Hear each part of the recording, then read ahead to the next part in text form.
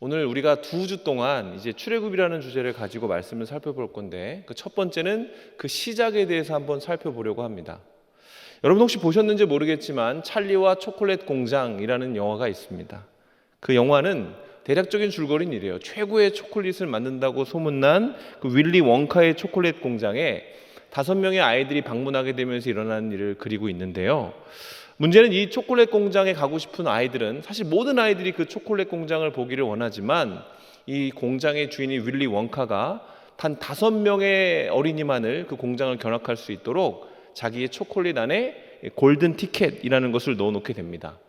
그래서 실제로 5명의 아이들이 그 공장에 방문하게 되는데, 이 주인공인 찰리 같은 경우에는 정말 행운을 얻어서 그 티켓을 얻게 되지만, 나머지 4명의 아이들은 그 부자 부모님들의 힘을 써서 많은 방식으로, 많은 편법을 사용해서 그 티켓을 얻어내게 됩니다. 그렇게 5명의 아이들이 공장을 견학하면서 일어나는 일들을 영화가 재미있게 그려내고 있죠. 이 영화에서 말하고 있는 골든 티켓은 사실 모두가 원하지만 손에 놓기는 절대 힘든 그런 소원, 이런 것들을 얘기한다고 볼 수가 있겠습니다. 오늘따라 왜 이렇게 영화 이야기를 많이 하나 이렇게 얘기할 수가 있겠는데, 제가 이 이야기를 꺼낸 이유는 이 영화의 배경이 되어지는 이 골든 티켓에 대한 이야기가 사실 오늘 우리 사회의 문제와 매우 닮아 있기 때문에 그렇죠. 실제로 2022년에 OECD 경제협력기구라는 곳에서 우리나라의 사회를 바라보면서 많은 문제점을 지적을 했습니다. 그러면서 비혼, 저출산, 소망 없음 회의주의 이런 것들에 대해서 다 이야기를 하면서 그 모든 문제를 하나로 종합해서 말을 만들게 되는데, 그게 뭐냐면 골든 티켓 증후군이라고 합니다.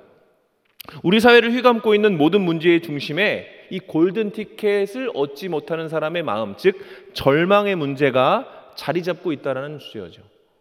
하나 두 개씩 포기하다가 이제 많은 것들을 포기한 세대를 바라보면서 바로 이 절망의 문제가 이 한국 사회를 휘감고 있는 가장 큰 문제, 이렇게 지적을 한 겁니다. 실제로 우리가 사는 시대의 사람들은 갈망하는 것은 많지만 어쩌면 그것을 가질 수 없게 될지도 모른다라는 절망에 시달리고 있고, 또 그로 인해 많은 사회의 문제가 발생하고 있습니다. 세상을 가득 채운 이 절망의 농도가 점점 짙어지고 있고, 그렇다 보니 절망은 어느새 원망이 되어서 이 시대를 혼란과 무질서로 이끌어가고 있죠. 오늘이 추수감사절인데 이 신앙 안에서 가장 중요한 가치가 감사하는 거거든요. 내 삶에 감사하고 하나님의 인도하심에 감사하고. 그런데 지금 시대를 살아가는 사람들은 이 감사하는 사명을 붙잡을 수가 없습니다. 대신 무엇을 잡고 있습니까? 원망을 잡죠. 사람을 원망하고 제도를 원망하고 심지어 하나님을 원망하기도 주저하지 않고 있습니다. 이런 상황에서 그래도 하나님을 잘 믿고 예배한다는 우리가 해야 할 일은 무엇일까요? 그것은 바로 이 시대의 흐름을 거스르는 것이라고 저는 생각을 합니다. 하나님의 자녀인 우리는 이 세상을 가득 채우고 있는 절망의 문제에 대해 소망으로 답을 해주는 존재가 되어야 한다는 것입니다. 그리고 이 일을 해내기 위해서 우리가 해야 하는 가장 중요한 일이 있다면 그것은 무엇보다 하나님에 대해서 제대로 아는 것입니다. 복음을 요약하고 있는 요한복음 3장 16절이 있습니다.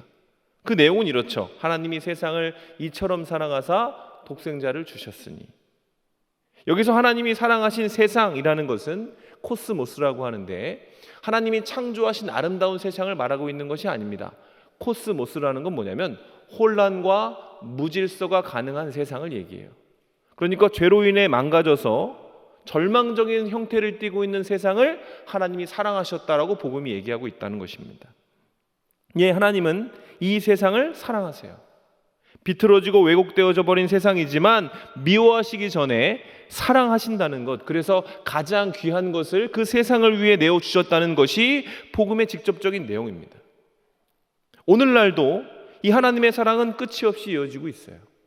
하나님이 여전히 세상을 사랑하고 계시다는 말입니다. 그 증거가 뭡니까? 이 혼란한 세상 가운데 존재하는 그리스도의 몸된 교회이고, 어렵고 고단한 삶을 살지만 그럼에도 불구하고 하나님을 찾아 나서고 예배하고 있는 바로 우리의 존재가 바로 그런 사람들인 것입니다. 오늘 특히 이 요게벳이라는 사람을 통해서 우리와 같은 상황에 있었던, 아니 우리보다 더 힘든 상황 가운데 있었던 그 요게벳이 어떻게 하나님이 주신 소망을 붙들고 하나님의 일에 참여할 수 있었는지를 같이 한번 살펴보고 싶습니다. 보셨다시피 출애굽기는 깊은 절망으로부터 시작을 하죠. 요셉을 알지 못하던 왕이 애굽의 왕이 되기 시작하는데, 이 왕은 이제 이스라엘의 번창함을 보면서 위협을 느끼게 됩니다. 나날이 그 민족이 성장하고 하니까 이들이 나중에 애굽의 주된 종족이 되겠는데, 이렇게 생각을 한 겁니다. 그래서 원래는 그들에게 무거운 짐을 막 지웠는데, 그럼에도 불구하고 사람들이 성장하니까 나중에는 산파들을 매수해서 사내 아이는 죽이라고 은밀한 명령을 내리게 됩니다. 그럼에도 그 일이 이루어지지 않으니까 이제는 왕의 권위를 가지고 이스라엘 백성들에게 끔찍한 명령을 내리기에 이르게 되죠. 그 명령이 출애굽기 1장 22절에 이렇게 되어 있습니다. 바로가 그의 모든 백성에게 명령하여 이르되 아들이 태어나거든 너희는 그를 나일강에 던져라. 자, 왕의 명령은 너희가 그를 나일강에 던지라는 거였어요. 다시 말해 부모인 너희가 그 아이를 강에 던져라, 죽이라는 것입니다. 정말 말도 안 되는 명령이지만 그 당시 시대는 왕의 말이 곧 법이었기 때문에 이스라엘 사람들의 입장에서는 방법이 없었던 겁니다. 이 명령이 이스라엘을 그러면 어떻게 만들었겠습니까? 혼란하고 무질서하게 만들었겠죠. 만약에 이 명령이 선포되었을 때 내가 결혼을 앞두고 있는 청년이라면 기분이 어땠을까요? 혹 내 태중에 아이를 가지고 있다면 그 산모는 어떤 위험 부담을 가지고 그 아이를 자신의 태중에서 키워냈을까요?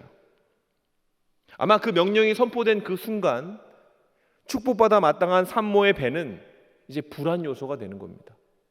출산 시기가 다가오면 다가올수록 기쁨과 설레임이 있는 것이 아니라 불안과 두려움이 그를 휘감았을 것입니다. 바로의 명령이 선포되었을 때 이 요게벤이라는 여인은 임신한 상태였습니다. 얼마 후 건강한 아이를 출산하게 되었지만 안타깝게도 그 아이는 아들이었습니다. 그리고 그 순간부터 바로가 선포한 이 악법이 요게벳을 짓누르기 시작했죠. 세상이 요게벳에게, 어머니 요게벳에게 너의 아들을 네 손으로 강에 던지라고 강요하기 시작한 겁니다. 자, 이에 대해 요게벳은 저항했습니다. 2절에 이렇게 되어져 있습니다. 그 여자가 임신하여 아들을 낳으니 그가 잘생긴 것을 보고 석 달 동안 그를 숨겼으나, 자, 요게벳이 바로의 명령을 거부하고 모세를 숨겼죠. 그 이유가 무엇일까요? 자, 히브리서 11장 23절에는 이렇게 그 상황을 그리고 있습니다. 믿음으로 모세가 낳았을 때 그 부모가 아름다운 아이임을 보고 석 달 동안 숨겨 왕의 명령을 무서워하지 아니하였으며, 자, 뭐 때문에 그랬다고 해요? 믿음 때문에 그랬다고 합니다. 그 부부에게 믿음이 있었기 때문에 감히 왕의 명령을 무릅쓰고 두려워하지 않고 그 아이를 지키려고 했다라는 겁니다. 당연한 것을 금지하는 그 세상의 횡포에 맞설 용기를 준 것이 믿음이었다. 믿음이었다. 자, 그렇다면 여기서 좀 더 들어가 보죠. 그럼 요게벳이 가지고 있는 믿음이란 뭘까요? 이 모세의 탄생은 성경 이곳저곳에 기록이 있는데 모세의 탄생을 기록한 또 다른 본문에 그 답이 있습니다. 사도행전 7장 20절에 이렇게 되어져 있어요. 그때에 모세가 낳는데 하나님 보시기에 아름다운지라 그의 아버지 집에서 석 달 동안 길리더니. 자, 이 구절에서 우리는 믿음이 뭔지를 한번 발견하게 됩니다. 믿음은 뭐죠? 하나님의 시선을 갖는 것을 믿음이라고 하는 것입니다. 구체적으로 말하면 자신을 둘러싼 세상의 눈이 아니라 하나님의 눈으로 나와 세상과 문제를 바라보는 것, 이것이 믿음이라는 거예요. 믿음이 그 인생의 기준이 되는 것입니다. 여러분, 엄마가 아이를 키우는 것이 어떻게 금지될 수 있는 겁니까? 자기의 손으로 아이를 강에 던지라는 말이 가당키나 한 말입니까? 그런데 권력을 가지고 있는 바로는 왕의 힘으로 이런 일을 자행했다는 것이죠. 이게 세상입니다, 여러분. 바로의 명령이 세상을 혼돈과 무질서한 공간으로 만들어버린 거죠. 그렇게 기쁨과 자랑거리가 되어야 마땅한 한 아이의 탄생이 이제 슬픔과 통곡의 이유가 되어버린 겁니다. 세상이 그렇게 만든 것입니다. 아마도 그 시대를 살아갔던 수많은 산모들은 그 강요에 억눌려 살았을 거예요. 태어난 아이가 아들이라는 사실을 들었을 때 정신이 들어서 아이의 성별이 뭡니까? 물어봤을 때 아들입니다 하면 어떤 엄마는 비명을 지르고 절규했을지도 모르겠습니다. 그러나 요게벳은 그렇지 않았어요. 2절 다시 한번 보면 그 여자가 임신하여 아들을 낳으니 그가 잘생긴 것을 보고 석 달 동안 그를 숨겼으나, 세상은 그에게 엄마로 살지 말라고 강요했지만 요게벳은 그것을 거부했습니다. 왜요? 요게벳의 눈은 하나님의 시선을 가지고 그 아들을 보며 탄식하는 것이 아니라 감탄하고 있었기 때문에 그래요. 성경이 말하는 잘생겼다라는 평가는 여러분 그냥 일반적인 감정을 얘기하는 게 아니에요. 외모에 대한 이야기를 하는 게 아닙니다. 여기서 잘생겼다라는 단어는 히브리어로 토브라고 하는데, 이 토브는 하나님이 세상을 창조하셨을 때 세상을 보시면서 했던 그 감탄입니다. 그가 보시기에 좋았더라. 이게 지금 이 출애굽기에서 잘생겼다라는 말로 나온다는 것이죠. 저는 오늘날 청년들이 이 요게벳과 비슷한 상황에 놓여져 있는 것 같다는 생각을 할 때가 많이 있습니다. 요게벳이 아이를 낳았듯이 이 시대의 청년들도, 아니 어느 시대건 상관없이 청년들은 꿈을 잉태하고 출산하며 살아가죠. 그러나 너무나 많은 청년들은 그 꿈을 키워낼 기회를 얻지 못하고 있습니다. 세상이 우리에게 포기하라고 절망하고 마음껏 원망하라고 강요하고 있기 때문에 그렇습니다. 비혼, 저출산, 회의주의 이런 것들뿐만 아니라 많은 신자들의 마음 가운데에도 이런 강요와 종용이 있습니다. 너무나 많은 이들이 신앙의 아름다운 성장을 꿈꾸려 하지 않습니다. 마음으로는 그것을 원하면서도 어떻게 그것을 할까? 감히 내가 그것을 어떻게 이룰까 생각하면서 거룩하게 온전하게 살려고 시도하지 않습니다. 현실적으로 불가능한 거야. 그렇게 사는 것은 영화 속에나 있는 일이지 성경의 인물들이나 그렇게 할 수 있는 거야 라고 단정짓고 포기해버린다는 것이죠. 그렇게 하나님이 주신 비전을 자기의 손으로 세상이라는 강가에 던져버리는 일, 이게 바로 오늘날 청년들, 기독 청년들이 하루하루 경험하고 있는 비극입니다. 여러분, 이 비극을 반전시키는 방법은 뭐가 있을까요? 믿음을 가져야 되는 겁니다. 하나님이 어떤 분인지를 알고 내 시선이나 세상의 평가가 아니라 하나님의 시선을 가지고 나와 세상과 내 앞에 있는 장애물들을 바라봐야 된다는 것이죠. 자, 보시면 성경은 요게벳이 석 달 동안 아이를 숨겼다라고 기록하고 있어요. 여러분, 제가 애를 키워봤는데 애를 키우는 100일은 정말 고통의 시간입니다. 애가 잠을 자지 않아요. 그러니까 100일 동안 이 요게벳의 아이를 숨겼다라는 건요, 정말 죽을 힘을 다했다는 겁니다. 여러분, 자기 아들은 강가에 보낸 사람들이 다른 아이의 울음소리가 들리면 어떡하겠어요? 절대로 들키면 안 되기 때문에 요게벳은 아마 그 아이를 키우는 동안 정말 육체적으로도 매우 힘들었을 것이고, 단순히 육체적으로만 힘든 것이 아니라 하나님, 이 상황을 바꿔주십시오. 이 아이가 더 자라나서 숨길 수 없게 되기 전에 하나님, 이 말도 안 되는 상황을 바꿔달라고 기도했을 거예요. 그런데 아무 일도 일어나지 않은 겁니다. 아이의 인기척과 울음소리가 감당할 수 없는 수준으로 커지게 되자 이제 요게벳은 결단을 하게 되죠. 3절입니다.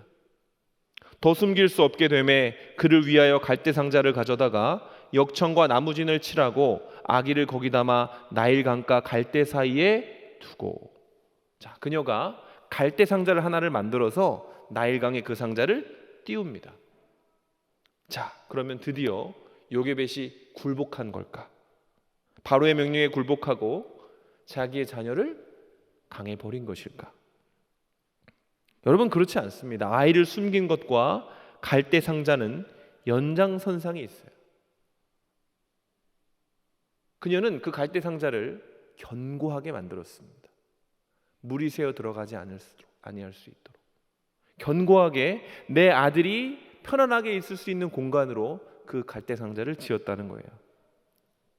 여러분, 요게벳은 뭘 한 거죠? 자기의 능력의 한계를 발견하고 그 아이를 하나님께 맡기기로 결정한 것입니다. 주중에 당시 나일강의 풍경이 어땠을지를 가만히 묵상해 봤습니다. 수많은 아이들이 태어났겠죠. 적지 않은 사람들이 그 나일강의 아이를 버렸을 겁니다. 물론 뺏기는 사람도 있었겠지만 그 명령이 두려워서 직접 버리는 사람들도 있었겠죠. 나일강가의 풍경은 어땠을까요? 아마 통곡과 절규로 가득한 아비규환이었을 겁니다. 여러분, 그 공간 가운데 소망을 갖고 있는 상자를 띄우는 것은 너무나 쉽지 않은 일이라는 거예요. 그러나 그 통곡과 절규, 혼돈과 무질서 가운데에서도 요게벳의 갈대 상자는 달랐어요. 그 갈대 상자는 관이 아닙니다. 그 속에는 절망과 슬픔과 통곡과 비명이 아니라 소망이 담겨져 있었어요. 하나님, 이 아이를 하나님의 손에 맡깁니다. 내가 할 수 없는 일이니까 하나님이 해주실 것이라는 소망이 그 속에 꾹꾹 눌러서 담겨 있었다는 것이죠. 그럼에도 불구하고 그 갈대 상자가 물에 흔들릴 때마다 아마 요게벳의 마음은 찢어졌을 거예요. 제가 딸 둘을 키워보니까 이 부모가 자녀를 걱정하는 마음은 아이가 자라도 사라지지가 않아요. 보통 아빠들이 그러거든요. 엄마들은 좀 그런 게 덜한 것 같은데, 저는 애들이 걸어가면 넘어질까 봐 두려워요. 언덕을 내려가면 언덕을 내려가지 말라고 해요. 너무너무 귀하고 깨질 것 같고 불안하니까 그런 걱정과 근심이 있다는 거죠. 근데 그 아이가 물가에 있다? 정신이 나가는 겁니다. 근데 요게벳은 그런 상황 가운데에서도 끝까지 최선을 다한 것 같아요. 목숨을 걸고 아이를 숨기고 갈대 상자를 만들고 어디에 띄워야 이 갈대 상자가 덜 흔들릴까 연구했겠죠. 그렇게 열심히 노력했지만, 정말 죽을 힘을 다해 노력했지만 현실은 변하지 않았습니다. 바로의 명령은 여전히 기세등등했던 거예요. 냉정하게 볼 때 아무리 그녀가 노력한다고 해도 그 아이가 살아남을 수 있는 확률, 아니 그녀가 다시 그 아이를 자기의 아들이라 끌어안을 수 있는 확률은 0에 수렴했습니다. 이것이 요게벳이 참아 버리지 못했던 소망과 그를 둘러싸고 있는 현실의 간극이었어요. 그런데 오늘 말씀에서 하나님은 이 말도 안 되는 간극 사이에 끼어드신 겁니다. 요게벳이 띄운 갈대 상자가 바로의 딸 애굽의 공주에게로 흘러들어갔죠. 유일하게 바로의 말을 어길 수 있는 신분을 가진 사람. 그러나 그저 상자가 그녀에게 흘러간 것이 기적의 전부인가? 그렇지 않죠. 진짜 기적은 그 다음부터 일어나기 시작합니다. 6절입니다. 그 아기를 보고 아기가 우는지라 그가 그를 불쌍히 여겨 이르되 이는 히브리 사람의 아기로다. 자, 이 여인이, 공주가 아이를 보고 바로 알아요. 히브리 사람의 아이다. 근데 이 아이를 보고 어떻게 했다고요? 불쌍히 여겼다. 이 불쌍히 여겼다는 단어는 히브리어로 하말인데 하나님의 성품인 긍휼, 하나님의 가장 중요하신 성품이 긍휼이거든요. 컴패션. 이 컴패션을 뜻하는 헤물라와 어원이 같은 겁니다. 그러니까 무슨 말이죠? 바로의 공주가 그 아이를 본 순간 하나님의 마음으로, 하나님의 시선으로 그 아이를 보게 했다는 겁니다. 하나님이. 이 노예의 자녀인데 이 아이를 보고 불쌍히 여기는 마음이 들었다. 자, 생각해 보십시오. 갈대 상자가 바로의 딸을 향해 흘러갈 확률은 얼마나 됩니까? 이 바로의 딸, 항상 귀하고 아름다운 것만 보던 이 딸이 그 갈대 상자에게 관심을 가지고 그 갈대 상자를 열고 그 안에 있는 노예 아이에게 사랑의 감정을 느낄 확률은 얼마나 될까요? 여러분, 이것은 인간이 해낼 수 없는 일이죠. 근데 하나님이 그걸 하신 겁니다. 한 번에. 그리고 그 기적을 바라보면서 이제 또 다른 기적이 일어나기 시작하는 거죠. 7절입니다.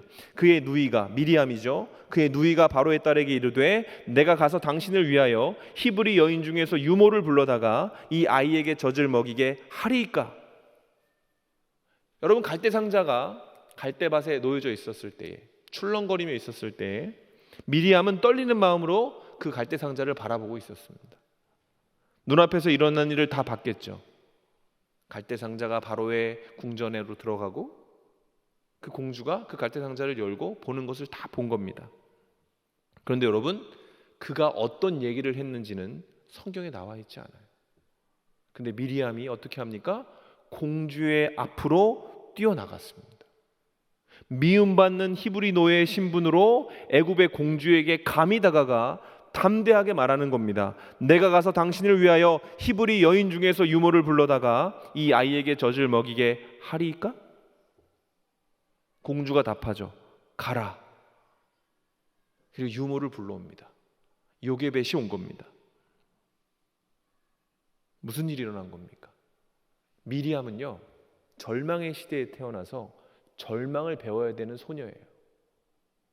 근데 여러분, 하나님이 미리암에게 일어난 일을 보게 하시고는 절망을 배워야 될 소녀가 담대하게 자기가 원하는 것을 얘기할 수 있는 상황으로 그를 이끌어 가신 겁니다. 소망을 배우게 된 것이죠.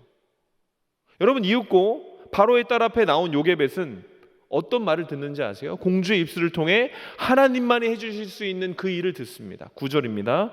바로의 딸이 그에게 이르되 이 아기를 데려다가 나를 위하여 젖을 먹이라. 내가 그 삭슬 주리라. 무슨 일이 일어났죠? 강 위에 뛰어보낸 그 갈대 상자가 아들로 돌아온 겁니다. 여러분, 이게 얼마나 큰 반전이냐면 이제 단순히 그 아이를 숨겨 키우는 정도가 아니라 이스라엘의 모든 남자를 죽이라고 명령했던 그 바로가 자기의 아들의 양육자가 되어서 삭까지 주게 된 겁니다. 그렇게 모세가 바로의 궁전에서 자라나게 된 것이죠. 인간적으로 볼 때, 상식적으로 볼 때, 합리적으로 볼 때 요게벳은 눈물 흘리고 통곡해야 하는 여인이었지만 하나님은 그녀의 소망을 받아주시고 그로 하여금 기뻐하게 하시고 상상할 수 없는 안전함 가운데 그 아이를 키우게 하셨다. 이것이 모세의 이야기의 핵심입니다. 여러분, 유대인들에게 이 이야기는 굉장히 중요한 이야기입니다. 얼마나 중요한 이야기인지 성경 여기저기에 나온 것은 물론이고 유대인 랍비들이 이 말씀을 읽을 때는 그냥 읽는 것이 아니라 감정을 넣어서 읽는다고 해요. 발을 구르면서 손을 흔들면서 하나님을 찬양하면서 이 구절을 읽는다라고 합니다. 왜 그럴까요? 하나님의 역사가 이런 일들을 그들이 알기 때문에 그렇습니다. 하나님만이 만들어내실 수 있는 반전이 우리 민족의 역사 가운데 있다라는 것을 그들이 전하고자 하기 때문에 그런 것이죠. 여러분, 요게벳은 아들을 다시 품고 키울 수 있게 되었습니다. 그리고 영상 후반부에 보았듯이 그 소망은 나중에 어떻게 되죠? 모세가 되어서 이스라엘을 절망의 나라그대로 몰아갔던 애굽을 멸망시키고 홍해를 가르면서 그들을 이끌어 약속의 땅으로 인도하는 하나님의 도구로 쓰임받게 됩니다. 강에 던져져서 물고기 밥이 되어야 했을 아기가 홍해를 가르고 광야를 가로질러 그들에게 하나님의 말씀을 전하고 이스라엘 하나님의 그 아름다우심의 그 영광을 올려드릴 수 있는 그 민족의 큰 역사를 시작하는, 주도하는 사람이 되었다. 여러분, 이게 하나님이 우리에게 해주시고자 하는 일입니다. 말씀을 마무리하겠습니다. 여러분, 제가 청년 사역을 하면서 가장 중요하게 생각하는 게 뭐냐면 회의하지 말라는 겁니다. 의심하지 말라는 겁니다. 절망할 필요가 없습니다. 여러분, 우리가 살고 있는 시대는 절망의 시대예요. 소망을 품는 것을 사치라고 이야기를 합니다. 꿈을 꾸면 비웃는 사람이 훨씬 많습니다. 여러분, 그런데 이런 상황 가운데에서 우리는 어떻게 살아야 된다고요? 시대를 거슬러 가야 된다고요. 소망의 사람으로 존재해야 합니다. 여러분은 잘 지내고 계십니까? 세상을 보면 여전히 원망과 낙심의 파도가 점점 높아지는 것이 느껴지는데 혹시 그 파도에 휩쓸린 분은 없으신지? 나도 모르게 황금 티켓을 꿈꾸면서 존재는 하지만 결코 내가 얻을 수 없는 것들을 포기하며 살아가고 있는 것은 아닌지. 만약 그런 모습이 있다면 여러분, 우리가 신자라면 그 파도에 저항해야 하는 것입니다. 그 방법이 뭐라고요? 믿는 겁니다. 하나님을 믿는 겁니다. 하나님의 시선을 가지고 봐야 됩니다.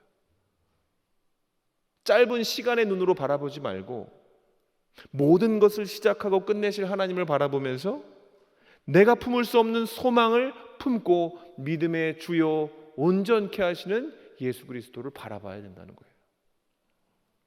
여러분, 이 세상을 살아가기 위해서 우리에게 무엇이 필요합니까? 황금 티켓입니까? 그렇지 않습니다. 우리에게 필요한 건요, 예수 그리스도입니다. 하나님이 육신 되신 그의 백성을 정말로 사랑하신다는 것을 온몸으로 보여주신 그 그리스도 예수의 십자가가 우리에게 필요한 것이죠. 여러분, 하나님은 윌리 원카 같은 존재가 아니에요. 윌리 원카는 그 아름다운 것들, 아름다운 공장을 만들어 놓고 달랑 골든 티켓 5개만 뿌렸지만 하나님은 뭐라고 하시는지 아세요? 구하라, 찾으라, 두드리라, 그리하면 열릴 것이라. 나를 찾는 모든 자들이 나를 만나게 될 것이다 라고 말씀해 주신 분입니다. 로마서는 얘기하죠. 우리를 사랑하셔서 그 아들을 내어주신 이가 우리에게 무엇을 더 아끼시겠느냐. 여러분, 우린 그것을 믿지 않습니까? 그러니 이 사실을 믿는 사람이라면 그에겐 의무가 있습니다. 그 의무는 소망하며 사는 것입니다. 꿈꾸며 사는 겁니다. 하나님이 도와주시면 일어날 수 있는 가장 아름답고 멋진 일을 꿈꾸면서 사세요. 내 힘으로 안 돼도 하나님이 원하시면 됩니다. 하나님을 의지하여 하루하루를 살아가며 이 절망으로 가득 찬 세상 속에서 소망의 등불이 되어주는 것이 우리가 하나님 믿는 사람으로서 지금 이뤄내야 하는 모습이라는 겁니다. 여러분, 그렇게 우리가 살고자 할 때 우리의 나약함과 연약함과 세상의 흉포함은 변하지 않을 수 있지만 적어도 우리가 그 소망을 가지고 한 걸음 한 걸음 걸어갈 때 하나님이 우리의 삶을 깊게 무게감 있게 만들어 주실 것입니다. 우리도 모르는 사이에 우리가 주님의 일에 참여해서 하나님께 영광을 올려드리는 참된 예배자가 될 줄로 믿습니다. 그렇게 믿음의 갈대 상자를 띄워내는 저와 여러분이 되시기를 주님의 이름으로 축원합니다.